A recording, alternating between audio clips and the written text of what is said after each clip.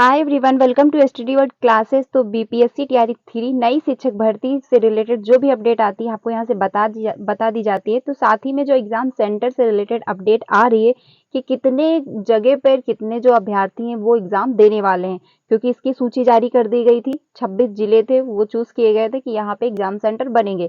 साथ ही साथ कौन से जिले पे कितने अभ्यर्थी जो एग्जाम देने वाले हैं ये मैं आपको बताने वाली हूँ। बाकी परीक्षा की जो केंद्र हैं वो जारी हो चुकी है, नई रिपोर्ट जो है वो भी आ चुकी है।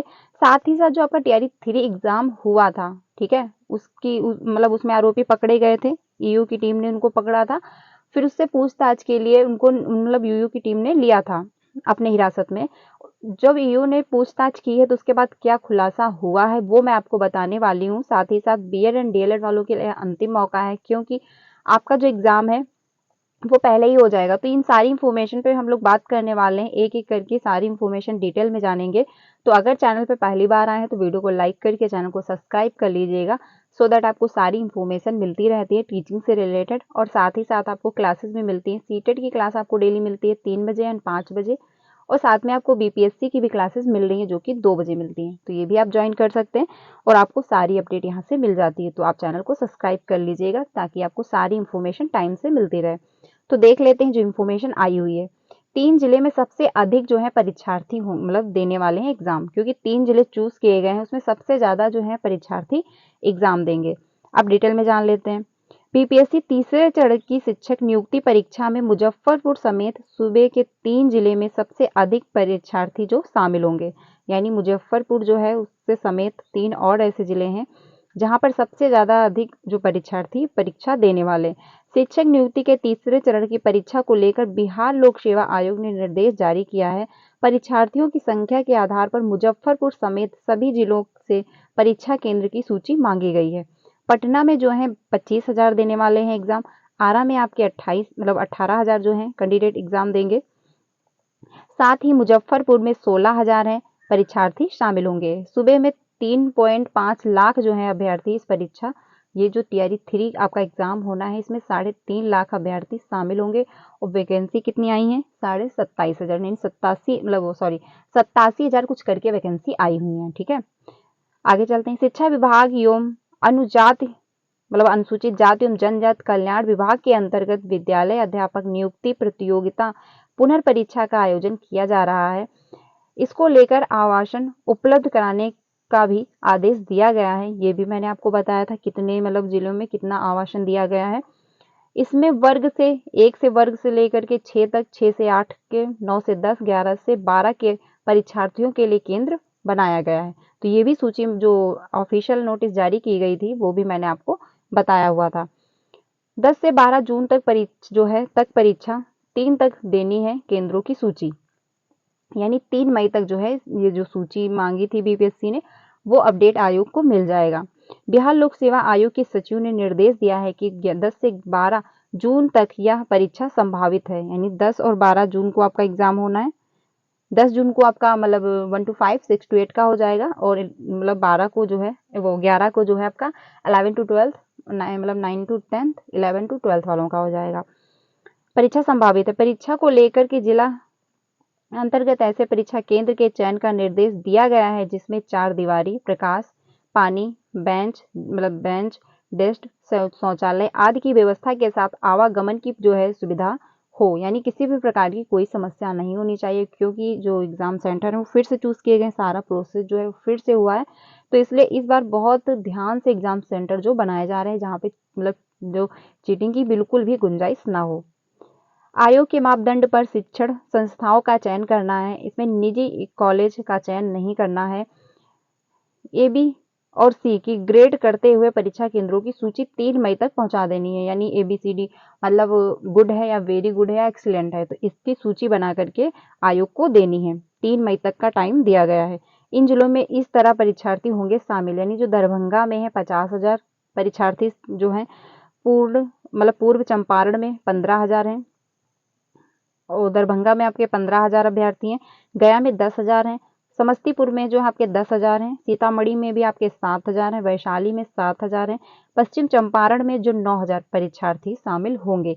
तो इतने मतलब ये जो सूची तैयार की गई है कि इतने जिलों पर इतने कैंडिडेट जो है एग्जाम देने वाले हैं। तो आपका जो एग्जाम है वो एग्जैक्ट डेट को होगा, ये डाउट नहीं रखिए कि डेट चेंज होगी, कुछ नहीं होने वाला है। 3 जिलों में सबसे ज्यादा जो अधिक परीक्षार्थी जो परीक्षा देने वाले हैं। अब हम लोग बात कर लेते हैं पेपर लीक से क्या रिलेटेड अपडेट आ रही है। देखिए, पेपर लीक से मामले में अभी भी जांच चल रही है, पर ये एग्जाम अपना इधर करवा लेंगे। बीपीएससी पेपर लीक पूछताछ के बाद सभी आरोपित भेजे गए जेल, यानी जो पूछताछ हुई थी ईओ की टीम से, तो उसके बाद पूछताछ के बाद उनको फिर से जेल डाल दिया गया है। जो 5 लोग पकड़े गए थे उसमें 4 जो थे वो मेल थे और जो एक थी वो फीमेल थी। ठीक है। बिहार लोक सेवा आयोग द्वारा ली गई शिक्षक नियुक्ति तृतीय चरण की परीक्षा प्रश्न पत्र लीक मामले में गिरफ्तार 5 आरोपितों से पूछताछ पूरी हो गई है। आर्थिक अपराध इकाई ने पूछताछ के बाद रविवार को आरोपितों को वापस जेल भेज दिया है, यानी जेल से इनको निकाला गया था कि पूछताछ के लिए ईओ की टीम ने, फिर पूछताछ करने के बाद उनको फिर से जेल में भेज दिया गया। ईओ की जानकारी के मुताबिक आरोपितों से जानकारी पूछताछ में पेपर लीक से जुड़ी कई जानकारियां मिली हैं, क्योंकि जो मास्टरमाइंड है, क्योंकि जो आपका यूपी में एग्जाम हुआ वो भी पेपर लीक किया गया, बाकी अन्य जो स्टेट हैं वहां पे भी पेपर लीक हुआ, जैसे झारखंड हो गया, बिहार हो गया, तो बहुत सी जगह पर पेपर लीक हुए हैं। तो ये जो पेपर लीक का मास्टरमाइंड है वो सभी जगह से कनेक्टेड है। तो ईओ की टीम ने जब पूछताछ किया है तो ये पाया गया है कि जैसे आपका यूपी में एग्जाम हुआ वो भी पेपर लीक किया गया, आरओ का एग्जाम हुआ वो भी पेपर लीक हुआ, झारखंड में हुआ, बिहार में हुआ, तो बहुत सारे जो एग्जाम लीक किए गए हैं वो सबके मास्टरमाइंड एक दूसरे से ही रिलेट कर रहे हैं। ठीक है, जिसके आधार पर छापेमारी की कार्य योजना बनाई गई थी, यानी जब इन लोगों से पूछताछ की गई तो ईओ की टीम ने छापेमारी की कार्य योजना बनाई। साक्ष्य इकट्ठा किए जाने को लेकर के आने वाले दिनों में बिहार, यूपी और झारखंड के अन्य स्थानों पर छापेमारी हो सकती है।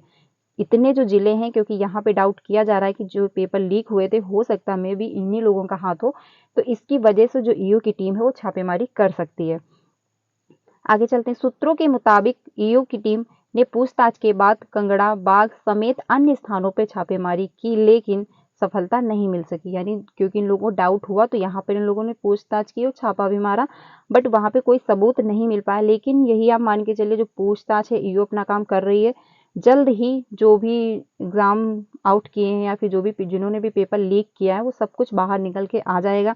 ईओ की टीम जो है वो बराबर अपना कर रही है, अपनी पूछताछ कर रही है, अपनी जांच बराबर उसका काम चालू है। बाकी आपका जो एग्जाम है वो हो जाएगा 10 एंड 11 जून को, तो ये डाउट मत रखिए कि आपका एग्जाम नहीं होगा, डिले होगा, ऐसा कुछ नहीं होना है। आपका एग्जाम एग्जैक्ट डेट को हो जाएगा। तो ये इंफॉर्मेशन है पेपर लीक मामले से लेकर के, क्योंकि अभी भी बराबर जांच चल रही है। एग्जाम सेंटर भी आपको पता चल गए हैं, कौन सी जगह पे कितने ज़्यादा अभ्यर्थी एग्जाम देने वाले हैं। और जो आपका एडमिट कार्ड है, देखिए एडमिट कार्ड से भी रिलेटेड डाउट ये रहता है कि एडमिट कार्ड कब तक आ जाएगा। आपका एडमिट कार्ड जो है 7 या 8 जून को देखने को मिल जाएगा, क्योंकि एग्जाम के 2 दिन पहले ही एडमिट कार्ड आउट कर देंगे। यानी मान लीजिए 7 मतलब 8 या 9 में या फिर 7-8 में आपको एग्जाम वो एडमिट कार्ड देखने को मिल जाएगा। एडमिट कार्ड में ही आपका एग्जैक्ट जो है जिला गिवन होगा एंड साथ में रोल नंबर गिवन होगा, तो उसी से आपको आइडिया लग जाएगा कि आपका एग्जाम जो है वो कौन से मतलब जिले में होना है।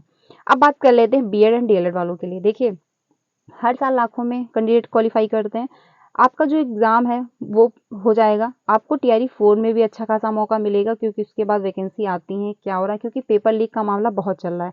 तो आप लोग अपनी तैयारी करिए और टीआरई 4 में भी अप्लाई कर सकते हैं। एस्टेट वाले जो कैंडिडेट हैं उनका एग्जाम मई के लास्ट में हो जाएगा, तो वो भी अपनी तैयारी करिए अच्छे से। आपका जो एग्जाम लास्ट मई में हो जाएगा, 20 मई के बाद कोई भी डेट आ जाएगी।